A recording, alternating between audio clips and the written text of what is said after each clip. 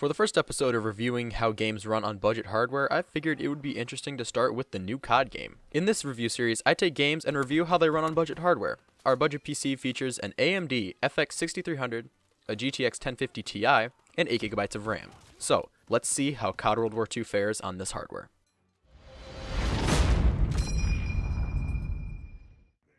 So first things first, when I started up the game initially, the settings were defaulted to normal and high. When I got in game, these settings were actually providing playable performance, but there were noticeable hitching and frame rate drops. I went through the settings and turned everything to normal and disabled subsurface scattering and other performance sapping options. As you can see, the game performed alright, but there were still some frame rate drops and stuttering. This game has an interesting feature though, and when enabled, it noticeably improves performance. In the advanced video settings tab, there are options to render at 75% and 50% horizontal resolution. When combined with Filmic SMAA T2X anti-aliasing, the game actually doesn't look too bad. But when rendering at 50% horizontal resolution, the game looks soft, almost to the point where 75% is the maximum I would lower the resolution. Texture quality overall doesn't look too bad, however the lack of high quality texture filtering and ambient occlusion gives some aspects of the game a flat look. Granted, you can raise these settings, however on this combination of hardware, the FPS would suffer. Besides changing graphical effects, the resolution can be changed as well. So, what resolutions can the 1050 Ti play COD World War II at?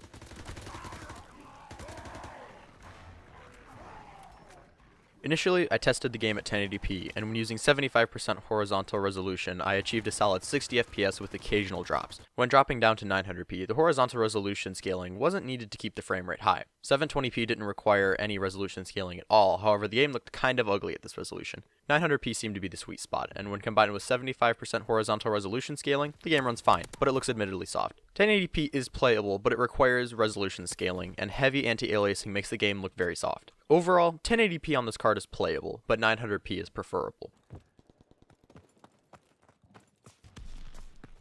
While playing the Zombies mode, I noticed that there was occasional stuttering and frame issues only when entering certain areas. I tried lowering the settings, but that didn't really improve this. I ended up turning on Rivertune Statistics Server, and as you can see in the upper left-hand corner, the FX 6300 is at 100% utilization when the frame drops are happening. The minimum requirements section on the Steam store lists an i3 3225 or a Ryzen 5 1400 as the minimum processor requirement. This is extremely high compared to Black Ops 3, which lists an i3 530 as its minimum processor.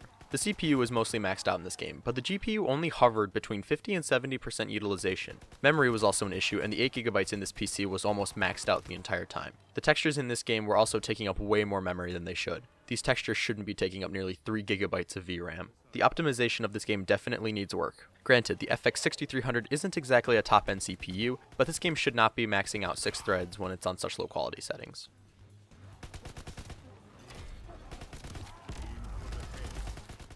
Well, COD World War II.